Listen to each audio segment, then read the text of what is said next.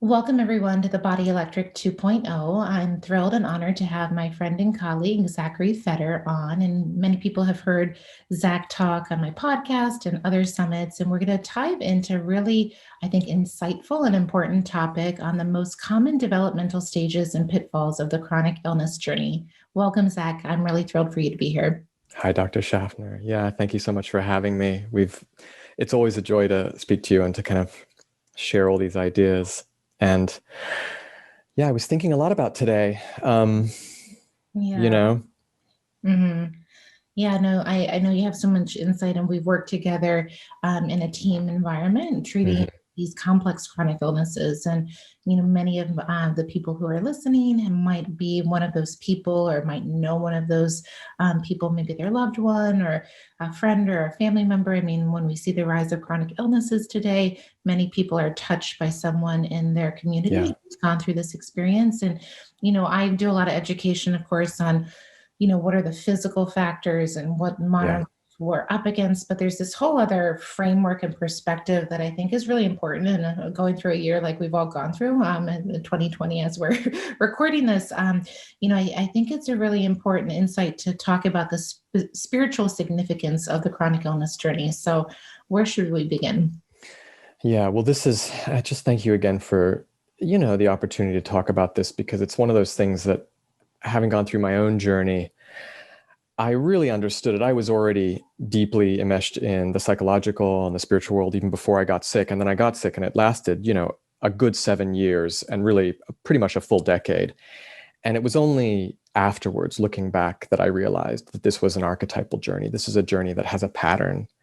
And then when I got this, incredible opportunity to work with you and at Sophia and in this incredible team that was just a real wormhole of wisdom and heartbreak and pain and illumination and insight, uh, I started to see this pattern over and over again. And I started to realize, oh my gosh, this is realer than I had previously believed it was. And I believed it was real prior to that. So this was like a real kind of a stamping down. And what I wanted to do today was really frame up for people what this meta perspective is of kind of the hidden psychosomatic spiritual hero's journey that really kind of takes place within the experience of illness and specifically chronic illness. Mhm. Because we get pieces of it a lot of the time, but I haven't quite even heard myself someone really kind of pan out. I won't go so far as to say the whole thing, but really a general template of like, this is what's going on.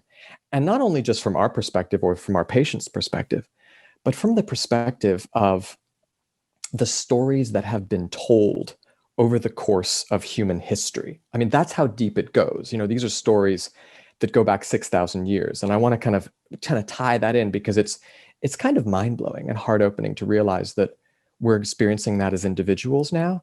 And it seems as if the planet is also undergoing that, on a kind of a meta perspective layer. Mhm. And so where I'd probably begin with that is this idea that, it's probably obvious to many of us, Mhm. certainly on this summit, that we're undergoing a kind of global death and rebirth, not just from COVID-19, but really within a much larger that's been building for years, if not decades, it's a kind of a cultural and institutional death and rebirth. Mhm. And we've been struggling through that. Mhm. And, in one way or another, this transition point has taken place before, as I said, in the kind of the absolute wealth of archetypal stories. And you could go back to Greek mythology. You Mhm. could go back to the Babylonian Enuma Elish. You go back to the Torah, the Bible, the Quran. I mean, go back to one of the earliest epic tale that we have of Gilgamesh, which is basically a 5,000-year-old story. Mhm. And those patterns are still the same there. And what we mean by archetypal, so that if people aren't familiar with that term, these are stories that reveal fundamental human patterns in psycho-spiritual evolution, right? And they take place reliably and repeatedly with multiple variations, of course. We all have our idiosyncratic, journey along that one, but they are repeatable over time. So they're kind of like inviolable patterns, almost like conception to gestation to childbirth, Mhm. right? Or of course the caterpillar, the chrysalis, the butterfly, or even just, Joseph Campbell's The Hero's Journey, which is one of the most well-known. Mhm. And so there are variations on that. But if you start to really see that pattern, it can help someone who's going through chronic illness. Mhm. Someone who's going through like years-long illness, this pattern starts to be something that you can kind of grip onto for dear life, and it can support you through in multiple ways, even just in the pop culture references. Because of course, creatives in the movie industry and Hollywood, I mean, all the best stories that we know and we adore, there's a reason we love them. And it's because they're coherent with our psychology. Stories that are not coherent with psychology, they kind of fall by the wayside. The Mhm. ones that last the test of time, those are the ones that really kind of stick to us. They're going to be working this pattern, and that can be very, very valuable for us. And so it's a reiterating sequence, and that's a really good thing, because it gives us an idea of not just what we're going through, but what might be ahead, Mhm. if we're able to see it. And so before I kind of go into that, I'd like to offer just a little bit more context as well with this idea of the relationship that we have as individuals going through this Mhm. with the planet. Mhm. The kind of the idea that the planet is also going through this. Mhm. Because as many of us know, we're not separate Mhm. from the breakdown of multiple systems all over the world. And in fact, really, it's that breakdown is the net result, you could say, of our collective and our inherited psychospiritual dysfunction, certainly in the West. Mhm. And so really nothing out there that we see did not first emerge, within here, within the individual psyche. And we all forget that. And so it's a kind of a spiritual and psychological pathology that we see all over the mainstream, that was born internally, that first went unchecked, Mhm. then became instantiated in culture, and then finally institutionalized and even normalized as kind of business as usual. Mhm. Like that's there's a line, there's a golden thread there that we're kind of all coming back to. And that, the indigenous of the planet are always looking to the West and saying that's the kind of the Western sickness that we're all working through. And certainly those of us in the chronic illness, we're working through that, And so if you could verbalize, let's say, that one of the core dynamics of this internal dysfunction, just to really make it as simple as possible to understand that we're all going through, it would be something along the lines of the fragmented part of the ego's struggle to find homeostasis within the larger system of the self. So it's the part within the larger whole and the surrender of the part within the larger whole. That's one way of putting it. Mhm. And once again, if we kind of go back over to the core narratives, this narrative is as old as the hills. So Mhm. in Greek mythology, for example, this is the all-consuming and self-terminating egotism of the Titans, Mhm. as well as the Olympians that revolted against them, and the first humans even that came after both of them. Mhm. This is the kind of the despotism and fate of Sisyphus, right? Mhm. Who, as we all know, is like kind of the corrupt ruler who endlessly had to push the boulder up the hill only to have it fall back down again. I mean, Sisyphus is arguably the poster boy for consumerism and kind of capitalism. It's just like endless, attempt at maximization Mhm. of everything, and it never quite attains fulfillment. Mhm. And, in modern times, this is Agent Smith of the Matrix. Mhm. For those of us who love that movie, the kind of endlessly replicating toxicity that wants to colonize the entire planet. This is the nothing and the never ending story for those of us who remember that movie. This is Goethe's Faustian bargain. This is Wagner's Ring of Power. Tolkien took it and made it the Precious. It's Beowulf, it's the Khan, it's the bomb. Mhm. And it's a story that I think is perhaps no more intimately and viscerally played out than the perfect storm of chronic illness. Mhm. That's what's amazing about chronic illness. I sometimes say it's almost like it's never been a better time to be sick, Mhm. because we've never had more access to all of this collective wisdom. Mhm. And Mhm. so it's a good thing that that's a trend that we see over and over and over again in various ways, because a trend is also a map. And if we can just kind of locate where we are on the map, it can really help us and show us where our next step might be. And Mhm. so I give you an example for all of this, which is that, having gone through years of chronic illness and having seen patients gone through that, one of the things we begin to realize on that journey is that we're all being forced to confront our own personal micro-reflection of that myth and of the global meta crisis internally. Mm-hmm. Right? And when we really begin to scrutinize that, hopefully with some guidance, we all begin to notice in one idiosyncratic way or another that we too have not been embracing the multiplicity of our inner world in, let's say, appropriately equitable and holistic ways. Mm-hmm. You know, we too are usually overly identified with about 1% of ourselves, Mm-hmm. you know, which is kind of an overly dominant aspect, that kind of unwilling to acknowledge the other internal parts of the collective psyche Mm-hmm. that include that subterranean orphanage of our inner children. Mm-hmm. And prior to the kind of suffering that will often go on for years and that will usually break us more times than we even believed was possible, there's usually a real unwillingness to face what our bodies and our emotions and our inner children are complaining about, are moaning about. And the reason for that is that, you know, that precarious ego that kind of holds itself on the surface of the greater self usually will believe that we have missions to accomplish and more important and bigger, better things to do, you know, and we're going to accomplish them whether our bodies or anyone else likes it or not, because, you know, it's all up to us. And if we don't do it, then, you know, who else will? Mm-hmm. And even more than that, we believe we have no other choice. Mm-hmm. And so we will go years prior to that breakdown. And I myself is included in this. You know, I went through the years of that, where kind of ignoring the unmetabolized, you name it, the vulnerability in our solar plexuses, right? The grief in our hearts, the rage stuck in our thyroid or our throats, right? Blocking our lymph. Because to actually kind of face all that would really mean to look every single one of those, you could say, those inner children that are attempting to cross the border from our unconscious mind into our conscious mind, like directly in the eyes, and to really let the full force of that searing pain kind of shatter us. Mm-hmm. And that's an experience that we all learn to divorce ourselves from very early on in life, with violent suppression and compartmentalization and an arresting of their, and as a result, our own healing and development. Mm-hmm. You know, we all learn very early on to do everything we can to, you know, if you'll excuse the metaphor, to build a wall between ourselves and our own vast network of trauma hiding just under the surface of our awareness. Mm-hmm. And the reason for that is, and this is really a Western dysfunction that we're all working through.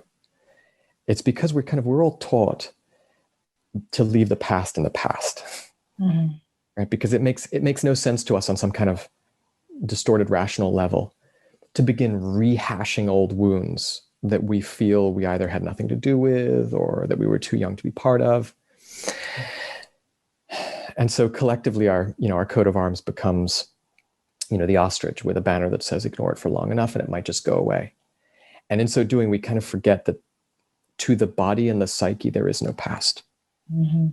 And really the past is right here in the present.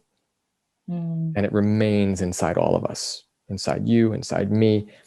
And perhaps most importantly, superimposed over our senses, like two entirely different, negatively interfacing distortion fields, right? That not only separate us, but constantly trigger us in one way or another that either inflate or deflate or demonize or canonize each other, making it almost impossible for us to ever really like truly see each other clearly, you know, or work in harmony or have lasting partnerships, which is the world that we live in. I mean, this is what we look at our government, that's what we're facing. We look at a lot of our corporate environments, that's what we're facing. We look at our families, that's what we're facing. And so we're working through that, you know, and chronic illness. And I just have so much respect for chronic illness, which is a strange thing to say, but it's because it really serves as a tipping point and a kind of, you know, a transitional opportunity, right? Where just the burden of unconsciousness has hit its limit. And all the pain that we've been suppressing and resisting and maybe even projecting onto others, oftentimes for generations, kind of begins to spill out into physical symptoms. Until one day we wake up, and once again, if you kind of extend the metaphor, we wake up and a revolution has taken place in the body. Our brains go on strike like a government shutdown, and our lymphatic system becomes clogged like, protesters stopping traffic. And our memory and our language skill breaks down like the decline of public discourse, right? And every conceivable system within us basically just says no to that pathological business as usual. And so through this, we're invited to take that archetypal journey. And it's always, once again, to just go back to the stories, right, that just have been telling us this over and over again. We're invited to take the journey into the back room, where Oscar Wilde hid Dorian Gray's portrait, and into the untamed forest behind that, to the place beyond the pale, right, to the island of the lepers, to the land of the meek, to the labyrinth that holds the Minotaur, to the mine that holds the Balrog, to the ocean that holds the Leviathan, to Hades, to Valhalla. They're all saying the same thing. They're all saying the same thing. And culturally and individually, we're going there until, we come in contact with our dead, and we experience our dark night or week or month or decade of the soul. And, to bring back in, the Christian tradition, we look up and we say, why have you forsaken me? And the curtain is kind of finally pulled back. And what is usually revealed, what is almost always revealed, is not just a monster or a dragon or like a wizard, but a child. It's always a child, child looking for healing. And it's the big irony because, at the end of the day, we're not afraid of monsters. We're afraid of children. We're afraid of the inner. I mean, there's nothing more terrifying to the ego than the inner child that we come into contact with, and we could spend, the entire hour talking about all the references from the beginning of time, from Jesus to Nietzsche, about the child, the child being the doorway, the child being the chrysalis, the child being the harbinger of chaos, actually. And one of the postures that I invite some patients, let's say, who are kind of artistically minded, to adopt when you are in that chaotic moment, that moment where you become one with the child who has been dissociated, and you really come in contact with that pain. One of the postures that can really support us really is one of the iconic images from the Renaissance, which is Michelangelo's Pieta, which is Mother Mary holding the broken body of her son. I mean, that is, if one could call the posture of being in suffering something that you could do correctly, the Pieta embodies that. If you're going to suffer like that. Suffer as two, as the brokenness being experiencing the suffering, and as the Divine Mother holding the suffering. Be both in that moment. And we can take that door, and that's behind door number 1 of the archetypal journey of illness. That's like, take door number 1. Or we can continue to do what we've been doing, which is really, it's not even to take door number 2. It's kind of not to take a door at all. And it's to remain kind of petrified and bolted to the concrete of the status quo, which is business as usual. And that's the one where we, and once again, we have to be really clear about this. I mean, does anyone ever take a door? I mean, one of the things I've realized about chronic illness is that, the door takes us, and I say that because, I certainly thought I was someone for a long time who was just always rushing right into the psycho-spiritual fire. But when chronic illness hit, you're running the other direction for as long as you can until there's nowhere else to run and you're just kind of stuck in that space. And so when the door eventually takes you, you're finally relieved from avoiding your pain and generating increasingly sophisticated complexes and projecting them onto someone else. Like, once again, to extend the metaphor, like any industry that secretly dumps toxic waste into, let's say, a city water supply. or the ocean, or siphons it into a a public tax burden or an indigenous population. That's what we do when we project our pain. Why did this happen to me? Why did they do this to me? Why did God forsake me? These are normal stages as well that we have to go through before we kind of finally like, all right, here I am. And it should be also said that kind of that process of generating psycho-emotional toxicity and kind of projecting it onto someone else is worth noting as perhaps one of the first pollutions, kind of one of the first human sacrifices, right? One of the first scapegoating that we all have fallen into. And we're still kind of working through that today, like nationally. It's a very testing time. But that whole idea of scapegoating is gigantic in the process of going through chronic illness, because it's a kind of psychological sleight of hand that's born of unhealed trauma. And it's how we can avoid the responsibility that chronic illness brings to our door. And it goes all up and down the social hierarchy, right? And I would even say it's how nonprofits and charities and advocacy groups and even like revolutions themselves that are good and true and right in some ways become contaminated, right? Too much blaming on something else or someone else, too much blaming and not enough responsibility. And, don't take it from me, Leo Tolstoy knew it. And he said, everyone thinks of changing the world, but no one thinks of changing themselves. And Emerson said the same thing, that all men plume themselves on the improvement of society and no man improves.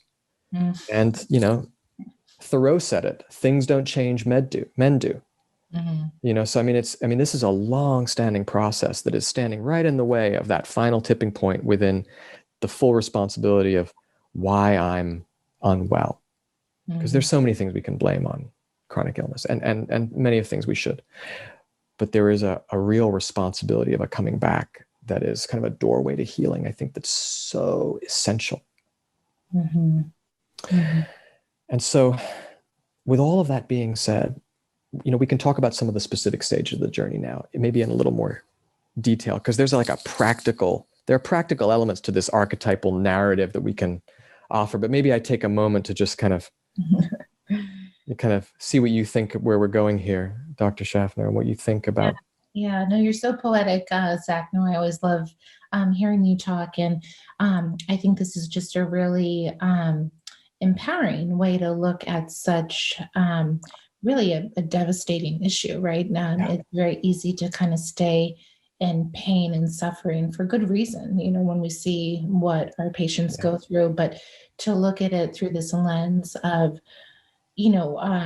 this complete opportunity for transformation and, really integrating parts of ourselves that we don't even know exist or are crying out to be healed. That's what I think, this human experience, a big part of our human experience is all about, right? And there are many paths to that. And illness is one, way that some humans go through this, right? And as you said, I think the really, like the beautiful thing about this is, as you said, there's a roadmap already, and this is not a new story, right? This is a time-tested, generational, repetitive pattern that many people have given insights to how to walk through this process and to really transform and heal. So just keep going. I think it's really beautiful. And, I think also just maybe holding in the conversation, we're not trying to shame or blame or have people feel guilty for being that's the path they're walking. Cause I think there's that slippery slope where some people can maybe hear that, which of course I don't want them to, get that, message, but keep going and kind of maybe walking us now through some of the tangible ways to start healing in this process. Yeah. And you bring up one of the most essential, this is one of the essential points, because so many of us have been tremendously hurt. So oftentimes it's almost like the more hurt you have been by any number of things, oftentimes the the more difficult it is to take responsibility. And that's just a psychological function of life. I blame the creator for that with a smile, but it's really difficult. But it is one of those things that keeps coming back, I think, for all of us. It's like, that's why, when JFK said it, what can you do? There was something around that self-responsibility that is so essential.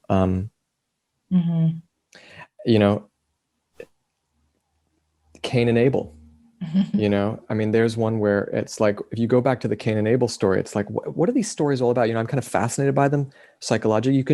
You can either look at Cain and Abel, or you can look at the Babylonian story of Gilgamesh.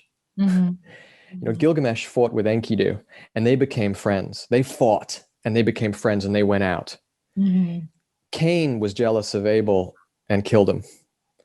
So, it's like Congress could either decide, like, either they're going to follow Cain and Abel, or they're going to follow Gilgamesh. Those are your choices, right? You either kind of like find the camaraderie with those you fight with, and you gain deeper trust, or we go the other way, And so there's so much more to say about that. But if we were to kind of take the story and offer a few kind of practical skills, and I think I'd like to kind of extend the Greek mythological story, because I find that so interesting and so kind of rich for us. Because if you're going to oftentimes going to begin the journey, you're going to begin with a confrontation, let's say, of the multi-headed dog Cerberus that guards the underworld. And the way that I like to see Cerberus is, it's that multi-headed barking endless stream of rationalizations for why you should not enter the underworld, for why you should not enter your pain. You should avoid it at all costs. And so that first process for many of us is really an intellectual one. And you see that with individuals. Their center of gravity is very much in the head. They're in the process of making that journey into the body, into the heart, into the emotions. And they are, they're kind of snatched by that barking dog. And that whole process, you could say, requires one primary realization that often takes months, if not years, to internalize, which is that none of us can really, at least in the beginning, ever really truly believe anything we think. Sounds like a strange thing to some people, but we can't really believe anything we hear in our heads. And in fact, much of what we do think or hear in our heads, not only do we not agree with, but really isn't even true. And this is one of the kind of the foundations of, like, the Buddhist tradition, let's say. And so that's a huge journey. And for patients who are at that stage, some of the best modalities might include counseling, traditional talk therapy, mindfulness is great, even EMDR, EFT, even DNRS, support groups, 12-step programs. And just to kind of get to kind of separate the fusion between the voices in the head. That is a tremendously healing process. For so many of us, I certainly went through years of being tormented by the voices in my head. And I always kind of have been amused by the story that somehow someone managed to extrapolate from, like, the earliest times when the neocortex was really developing. And apparently in those early stages, because we often forget this, but if you can imagine, there was a time in human history where we didn't have a voice in our head because we hadn't developed it yet. And then all of a sudden, we started hearing this thing. And I always think it's just unbelievable to imagine in those early days when individuals started hearing these voices that are just so common in our heads. They either thought it was one of two things. Either they thought it was the voice of God speaking to them, but what they quickly realized also was maybe it was the voice of the devil. I mean, you have such, like, compassion for those people just going through what was, a phenomenological and biological evolution. I mean, it must have been shocking, absolutely shocking. And as Westerners, we have those voices on steroids. And that will, if those of us who kind of maintain fusion with all of that, it can become very taxing on the nervous system. And so we want to kind of understand as well that our mythologies and our stories over time have really spoken to us through those journeys too. And so if we extend the Greek myth, after we've tangled with Cerberus, we find ourselves often with the boatmen of the underworld, Mm-hmm. right? And the rivers of the underworld. And the boatman who was called Charon. And I love this because I used to imagine Charon as this kind of Venetian gondolier who kind of helped us through to the Valley of the Dead, and who I now identify more with like Laird Hamilton helping you through like 100-year storm, Mm-hmm. because it's a lot more turbulent. But with Charon and the underworld and the rivers, we're really invited to learn emotional literacy and fluency. Mm-hmm. We're really invited to kind of navigate those internal emotional waters, which really involve being able to attune to unpleasant emotions in the body Mm-hmm. and untangle them and dissolve them. Mm-hmm.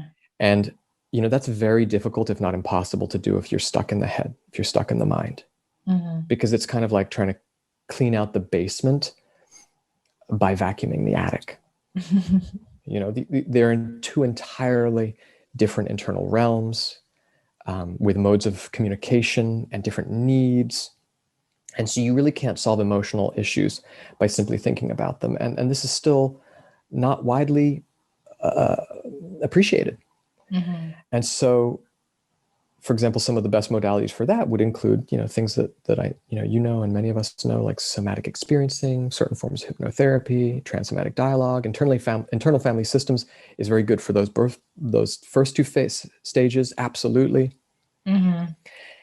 And, it also bears mentioning that it's no coincidence that, the Greek underworld has rivers, Mm-hmm. and that Charon takes us in a boat. Mm-hmm. This again is like very valuable for individuals to kind of see this whole map of what they're often going to go through Mm-hmm. when they're on a journey of chronic illness. Because, why rivers? Why a boat? Why not a chariot? Why not a horse or a flying griffin? Well, it's because when you begin to learn to swim in those emotional waters, too much too soon can capsize you. Mm-hmm. This is really important for us to know. Mm-hmm. And also, this is not widely appreciated by, I think, a lot of practitioners in the psychospiritual realm. Mm-hmm. And I would go back to, let's say, I would go back to Edward Edinger, who was one of the great Jungian analysts, and he spoke of this phenomenon like so clearly and eloquently. And he said, it's helpful to liken the ego to a fishing boat, because a boat can only take on a certain amount of fish, Mm-hmm. and not more than it can hold. And he said the load must be commensurate with its size, which means that if you're fishing in a small rowing boat and you catch a whale and you pull it in, you got to be careful because you might go under. And of course, going under, just all that means is being triggered into a trauma state, into a trauma pattern, Mm-hmm. which is something that we are going to be including in our education of children, more and more over time. And someone like Dan Siegel is already doing good work in this. And he's telling us all, just start talking to your children about having an upstairs brain and a downstairs brain, Mm-hmm. the kind of the neocortex and the reptilian.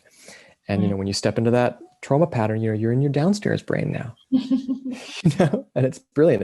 It's a very, very simple way of objectifying what is otherwise, for most adults, is a completely confusing, totally invisible, often imperceptible, intra-subjective experience of drifting into dysregulation. Mm-hmm. And that's that kind of experience of the two what I call the negatively interfacing distortion fields that everybody goes through. I always say there's no such thing as small talk. Mm-hmm. I don't want to wig anyone out, but like we're constantly navigating these things. And what we're going to be doing over these, coming decades is caring for each other Mm-hmm. more and more deeply, to understand that there's fish everywhere and we're in boats. And we want to, to really care for one another is to constantly be aware of our upstairs brain and our downstairs brain, and these negatively interfacing distortion fields, and our kind of movement towards inflating ourselves, deflating ourselves, inflating the other, deflating that. And it's just like, that's what we're working through. It's like a minefield that we're demining. Mm-hmm. And so once we start to talk about trauma, Mm-hmm. we can talk about, there's no better metaphor than the exiled fair maiden, let's say, or the gold that is being defended by the dragon. Mm-hmm. So once again, every single time we're talking about trauma, if you want to think about it in story form, you think about it as the dragon that is guarding the fair maiden, or the child, or the gold. And we all know there are many, many stories that have, brought that to light. And this is something that that actually men forget a lot. I will say that when facing a woman's dragon. And what they forget, and what we forget, is that if you hurt the dragon, you also hurt the fair maiden, because they're not separate. They're one and the same. The maiden is the dragon. The gold is the dragon. And the appropriate approach for all of this is to hold strong when the dragon attacks you, and to let it burn you with its fire until it knows that you're actually trustworthy. You're trustworthy enough not to betray it, to hurt it, to fall into dysregulation yourself, to entangle into a trauma contract. And so really the price of admission to connect with that exiled wound is that grounding space, right? And the understanding of that architecture, essentially. And, that's the taming of the dragon in the movie Avatar. That's what happens in The Matrix Part 3 when Neo stops fighting Agent Smith and just lets him consume him. That's like the agony box in Frank Herbert's Dune, or more recently, that's like Jon Snow when he faced Daenerys' dragon, for those of us who watched Game of Thrones. He faced her dragon and he didn't flinch, and they had kind of not a standoff, but there was a respect there. And, to return to Edinger's metaphor, he reminds us all, kind of as kind of an invitation, face the dragon, because it's often more dangerous to avoid it. Because if we try to avoid it with our traumas, it will often get us from behind. And that's, by that, that's a real thing. That's not just some kind of cute saying. What he's really talking about is that our traumas, all of our traumas, are attractor sites. And we've spoken about this before, because it was you guys, the doctors at Sophia, that really illuminated to me to the psychological analogy in the receptor site of the mineral, that if a mineral gets bumped out, a heavy metal will actually attach onto it. And I see that correlate, kind of an esoteric correlate, with the psychological trauma experience, that there are attractor sites that will continue to draw us into entanglements over and over again until we face them, which is, what Freud referred to as the repetition compulsion, or what Bert Hellinger referred to generationally as anniversary syndrome, or what Ouspensky, who was the archivist essentially of Gurdjieff, called the eternal return. So they're all talking about it. They're all talking about it. I mean, they're all desperately doing what they can to help us to really just, normalize the journey itself, as opposed to the avoidance of it, which kind of a lot of modern culture has been doing. Freud also said, he said, we repeat what we do not remember. And honestly, I don't know why he didn't just say we repeat what we're trying to remember. But, it's kind of the same thing. And so we're kind of getting to where I would conclude here. But when we're talking about trauma, of course, and if we begin to explore all of these things, you've depth psychology, Jungian psychology, polyvagal theory, the realm of, we just voted in psilocybin in Oregon, which was quite a thing. I would say globally, considering that the healing power, the Western Enlightenment really started in the 60s with a very undisciplined and ungainly and quite dramatic and with almost many downsides to it, but an explosion of psychedelics. And they're called, and it's the beginning, the healing power of psychedelics is also coming forth now in ways that are much more conservative. And I say that in a positive sense. So there are multiple ways that we're all working with this. Shamanism, many of the modalities that, we used at Sophia, and you guys were always incredible at just pulling things in that were brand new and exploring and testing those out. And I'll never forget those experiences of just being a receptor site for the best that was out there. And so to kind of end this piece, once again, what we're coming back to is just this painstaking removal of landmines within our psyches. Mm-hmm. You know, we're all just a trauma field, all of us. And every time you get a trauma field that superimposes onto another trauma field in any kind of relationship, you know, you got double the minds.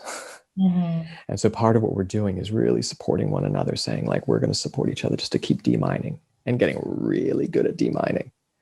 Mm-hmm. And if we can take that within that larger meta perspective of the journey, of the heroic quest, of the Greek myth, or you name any good myth is saying more or less the same thing. We are going back to the underworld and we are redeeming our dead. Mm-hmm. Not just the dead of our own lives, the dead of our family, the dead of our nations, Mm-hmm. the dead of our ancestors. Like, that's why we're always interested in the dead, because they're here walking with us, Mm-hmm. you know, and they're trying to get our attention. Mm-hmm. And so we want to embrace that as a journey worth taking. Mm-hmm. Mm-hmm. So maybe I just take a pause there. Yeah, so much to reflect upon, and so beautifully stated, right? And I think, you know, many people, you know, are identifying with this and seeing maybe this, you know, this new perspective, perhaps, for how they can look at this deeper level of, you know, why they're going through an experience like a chronic illness. And so you touched on some tools and some therapeutics and some approaches. So, you know, for those who want to, you know, open door number one or go through this process, you know, in your experience, Zach, where, you know, what do you feel like are some of the most impactful and meaningful ways to really, you know, heal this piece of ourselves? Yeah. Mhm. You know, people just have to, the reason a cliche is just because it's true. And one of the cliches for that opening journey is to really trust yourself. Mm-hmm. And if you're not sure and you're confused, ask someone you trust. Mm-hmm. Ask the partner. Ask the best friend. Mm-hmm. You know, allow yourself to be guided, because we can't force ourselves along these journeys. We just absolutely can't. We have to just trust and take one step at a time. And you know, I've been through this journey long enough that, you know, it's scary in the beginning. And I think we don't realize how afraid we are. And we just have to be very compassionate around that. What we will fear, or what we will experience as fear usually, is anger or even numbness. So we won't really be aware that we're afraid. What we will experience fear as is simply a dismissal of something. A lot of the times, like we will regularly dismiss for long periods of time what actually might be the right way as like irritating. That's how fear will actually present itself on the surface to us as it arises, as an irritation, Mm-hmm. as an anger, as a Mm-hmm. numbness, as a zoning out.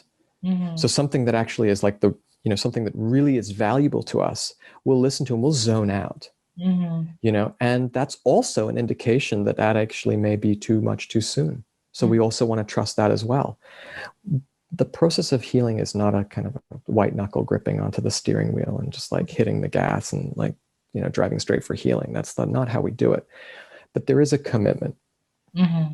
And, you know, what usually commits us is, you know, a tragedy or a breakup or a chronic illness. Mm-hmm. You know, like that's where we heal, where we try a million things to like avoid the underworld.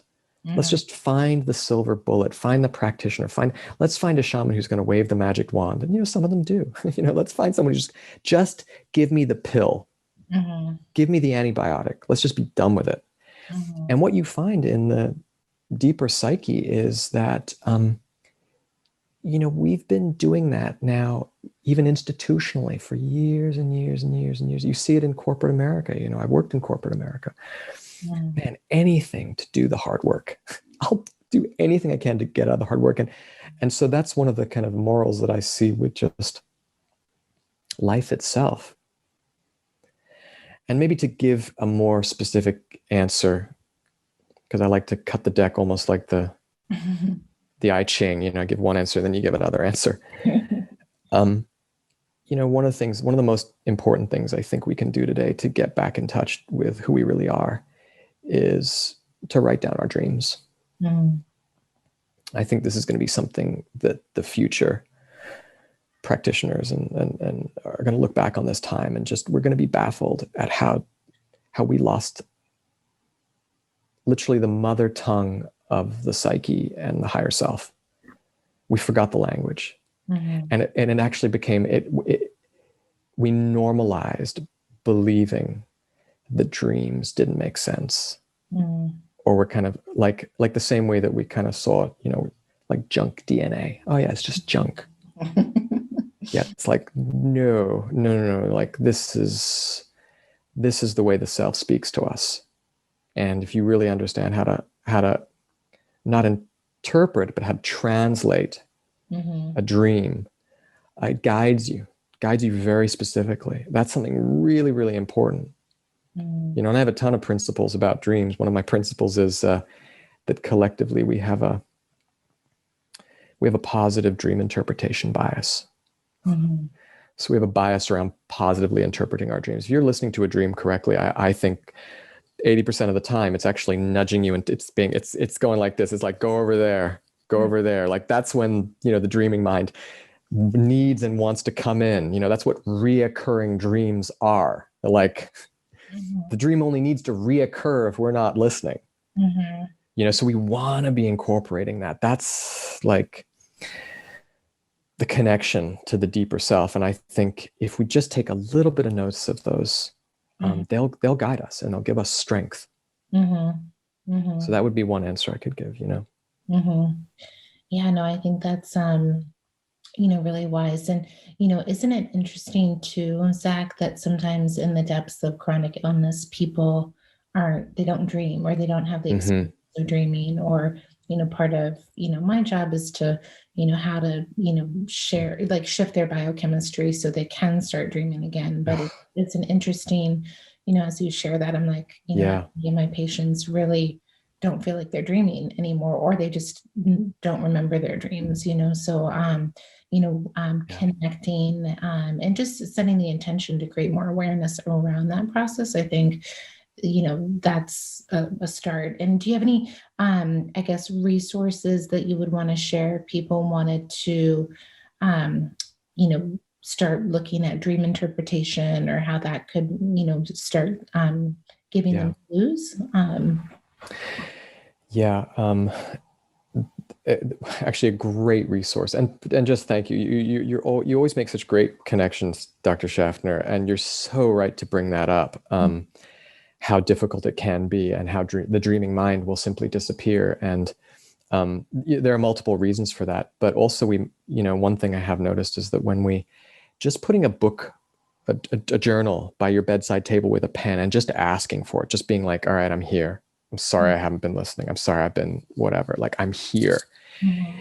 The dreaming mind often can break through even some of the biggest Herc's responses, or brain fog. It can actually bust through that. But in terms of resources, there's an amazing resource that just started. It was 3 Jungian analysts that started a podcast recently called This Jungian Life, and it's quite recent. I noticed it immediately, and they do a dream interpretation at the end of every one of the podcasts.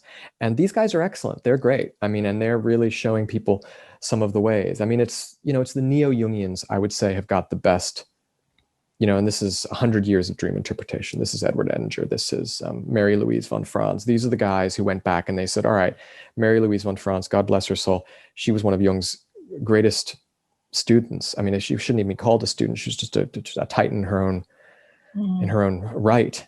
And she went through all the stories, all the fairy tales, over everything, and started to understand that all of these stories that we've been telling ourselves for 6,000 years, essentially, were essentially rendered dreams. They're dreams that are rendered, and they've been gone over and over and over and over. And so neo-Jungians probably are the best dream interpreters. James Hillman has done some good books on that. I think The Dream and the Unconscious is one. But that's for people who want to understand that. Check that podcast out. It'll immediately give you a wonderful experience of it. Thank you. I'm going to check that out. And then, Zach, you mentioned, the work of somatic experiencing, and I know that Yeah. you've, studied with Peter Levine, and I think that's a really relevant, perspective and therapy to share with people because as you share, there's of course our mind, and then there's this whole storage of information and trauma. And, some of the other speakers are talking about it's in Yeah. our biofield, it's in our fascia, it's not in the brain, it's in the Yeah. body. And so, can you just share a little bit more about your work and or for people, this might even be a new Yeah. term for some people. So what are we talking about? Yeah. So it's one of those conversations that, you want to be very sensitive around because it goes real deep, real quick, Mhm. you know? And so one of the things that we're starting to really understand especially when you do this work for a long period of time is, as I said, we're all swimming in each other's biofields. Mhm, And mhm. that's kind of wild. And, there's a, I would say a lot of people are just not aware of that. And there's nothing wrong with that. Mhm, Um, what we've, I mean, in just the general level of cultural trauma that we've all been born into, right? mhm, You know, you look at our parents, you look at our grandparents, you keep going back the generations, and what you find is, they've been through world wars, and we're still full of wars. Is that we get born into these fields, and we just have to throw down walls immediately. And mhm, that's also why I think the symbol of the wall is so powerful. mhm, And this is a very nuanced conversation to have, right? But it's really important for us, especially when we do our work, to have effective walls, mhm, right? Now, this is not a political conversation. This is a psychological conversation. mhm, One of the things that we're all still working through is healthy boundaries. mhm, And what most of us were born into, by no fault of our own and no fault of our parents and no fault of culture, but just what we have inherited and what we've had to do simply to continue surviving as a species, is we've had to kind of spread the trauma as all members of the family, a little too excessively. We haven't had the wherewithal to kind of hold it in, and we're just starting to learn what that is, to be good parents, to kind of hold the trauma in from our children, right? To actually create walls so that it doesn't actually flow just willy-nilly into our children. A mhm, lot of people, especially a lot of chronic illness individuals, and I've written about this, there is a tremendous contingent of the chronic illness population that they're like the sensitive old soul who comes into the family unit, and it's almost if their biofield is saying, yeah, I'm big, I'm deep, I'm sensitive, and I'm here to help. And the entire family and lineage just goes great and just dumps onto them, and it's this tidal wave that child just kind of completely takes on. And I mhm, always, kind of quip that oftentimes they're like the wizard in the family of muggles. And this mhm, is not to disparage muggles. It just means that, like, a wizard who hasn't really taken on their wizardness yet is someone who takes on the woes of everyone. mhm, Doesn't really have good walls yet, because the minute you put up a wall, you're going to break your own heart. mhm, Be mhm, really clear about that nuance, because a wall is a heartbreak, because a wall is saying no. And it's often saying no to someone you love, someone you care about. mhm, And so when we talk about all of this energetic work, number one, we have to understand the architecture. So mhm, this is like, we have to understand that journey into the unconscious, to meet the dead, to mhm, meet, the dragon and the child, or the dragon and the fair maiden, or the dragon and the gold, right? We have to understand that story that, like, Hollywood in the best of their times continues to show us. It just has to be something that we just know. mhm, And we need to be teaching this at some point to our young people. mhm, I mean, that for me is, as you well know, we're exploring some courses in the near future. And one of my just like passions is this idea of a standard model of healthy consciousness, mhm.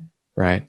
Because, it's been a few hundred years. We've had a pretty good map of the world, and we've had a pretty good, map of anatomy. So Mhm. geography, anatomy, we got, right? But the psyche, not so good. Oh. And this is the thing we're swimming in 24/7. Like, we're not swimming in the map of the world 24/7. We're not, I mean, biology, that's pretty important. That's your guys' realm, right? So we got that one down. Thank you, Gray, and all the others who came before him, right? But the psyche, we've got multiple maps right now. And so it's a time, I think, to coalesce.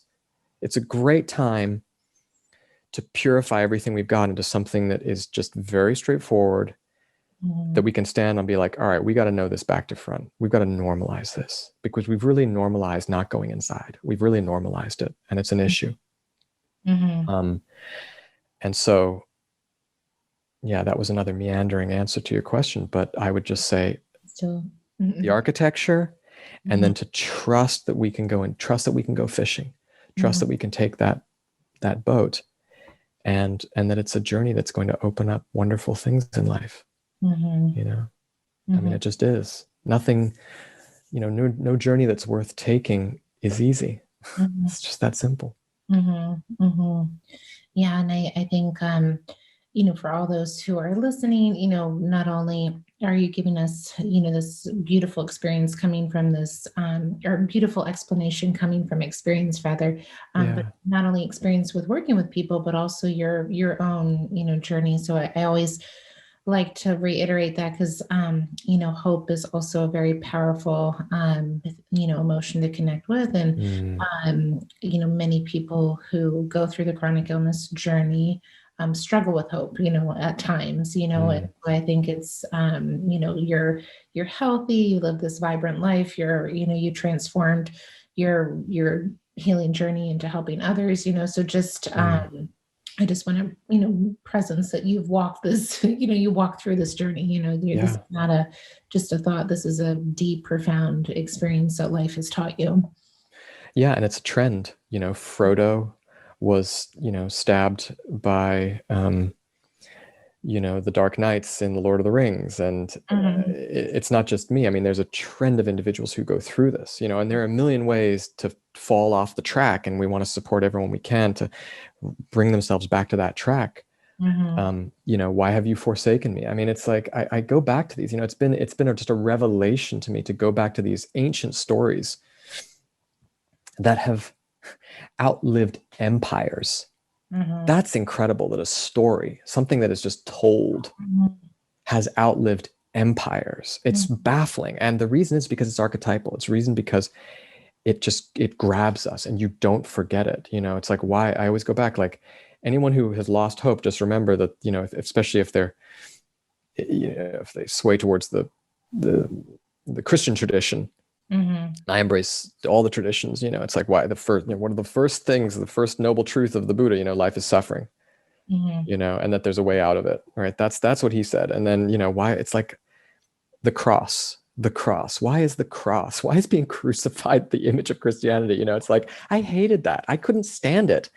And I'm not religious per se. I'm kind of logocentric. That's what I would call myself, a logocentrist, which is the idea that my religion is very much, as best that I can find, the underlying pattern of life. Like, what is life attempting to do with us? What is it trying to do? And the stories show us that over and over again. And so if you're suffering, you're in good company. You're in the best company. And to know that there is a way through, and we just want to kind of, you go back to the Pieta. I was thinking about this. There are a lot of people even now that I work with, and it's and I can go back to my own journey. There are like hours and days and weeks and months where you're in the chrysalis. What's the chrysalis? I mean, you close your eyes, and all that's happening is that you're in pain. You can't move. You can't really do anything.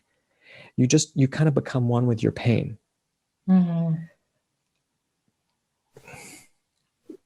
Let go into that place is what I would say. It sounds counterintuitive, but that's what logocentricity is all about. If we fight the chrysalis, that's a form of autoimmunity.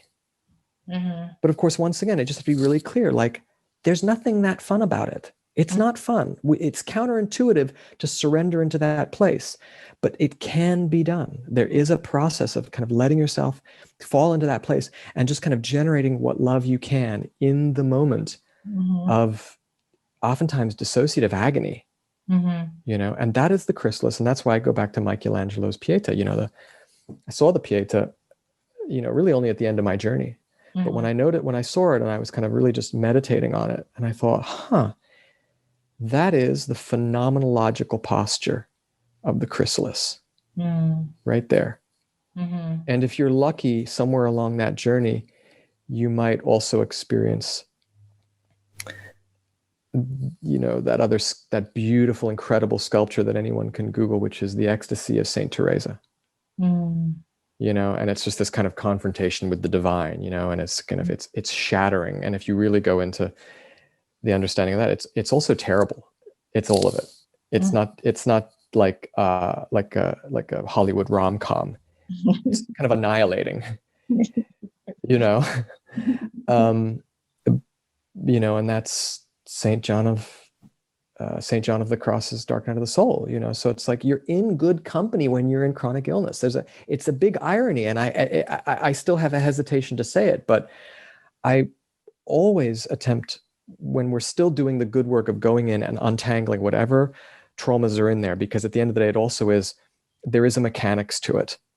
There is a mechanics to, like, where are the trauma fields? What organs are they in? What are the corresponding emotions to the organs? What are the behaviors, right, that are kind of naturally moving with the emotions, with the organs that connect to the immune system? I mean, we can actually make connections all the way up and down the bioenergetic hierarchy, and that's really, really valuable for people.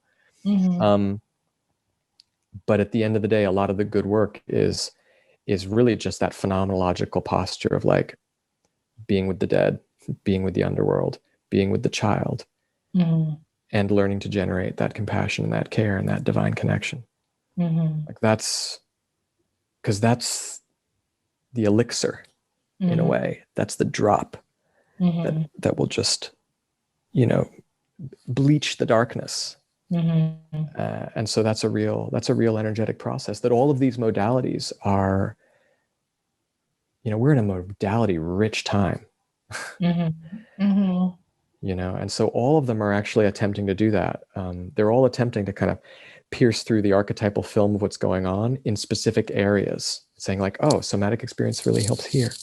EMDR really helps here.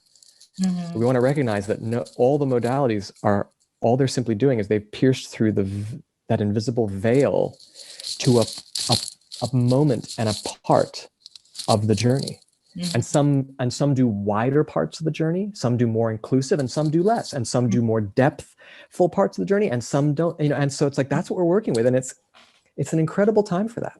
So you get me all excited when we start talking about it. Well, it's exciting. It is. Well, Zach, you gave us a lot to digest and explore in a really, I feel like, very healing narrative and perspective for anyone who's going, through the chronic illness journey.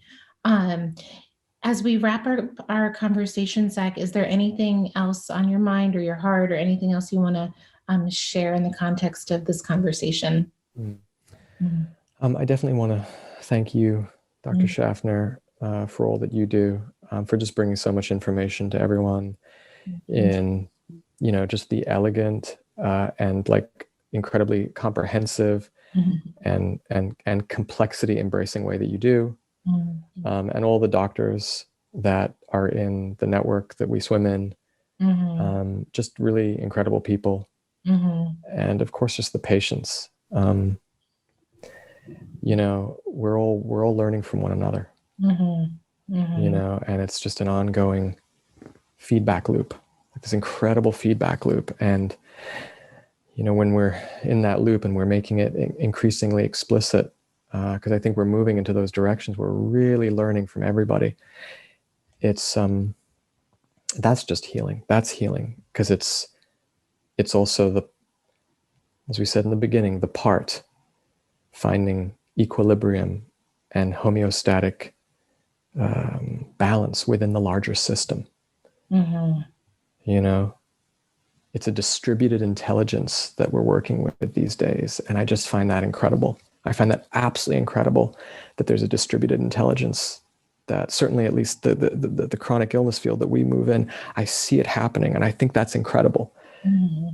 because, you know, anybody who's working with complexity theory or systems theory in any field, like that's the holy grail, Mm-hmm. you know, the distributed intelligence.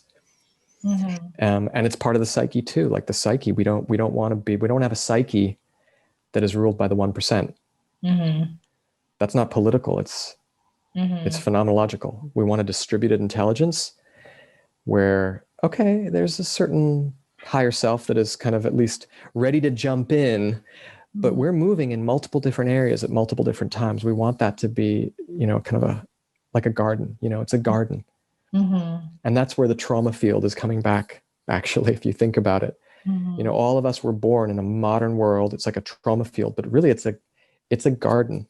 To come back to the original metaphors, right? Where we left the garden, now it's a killing, you know, it's turned into a killing field. And Princess Diana did some good work there and many others to remove the mines. And we're still coming back to a place where there are no mines. And that I think is what we're all doing Mm-hmm. as practitioners, as patients, as family members, as communities.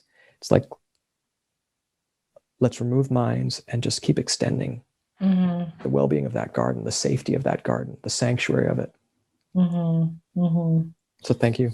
Yeah. Oh, well, thank you. And very beautifully said and very, humbling, this world that we both Mm, interact in. And, my goal for summits like these and connecting with people like you, or just how do we all, work together and tighten up those, feedback loops and those mm, experiences so we can continue to give people, um, an accelerated, elegant path to healing if that's their path, right? yeah, right.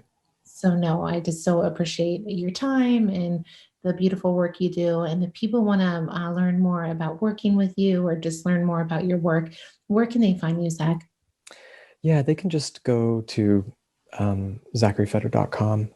Mhm. And you know, we're going to be doing some courses in the near future. I'm excited by that. I'm probably going to be um, launching a few smaller, intimate ones as I build up this standard model of healthy consciousness. I'm really interested in kind of, as we said, really the meta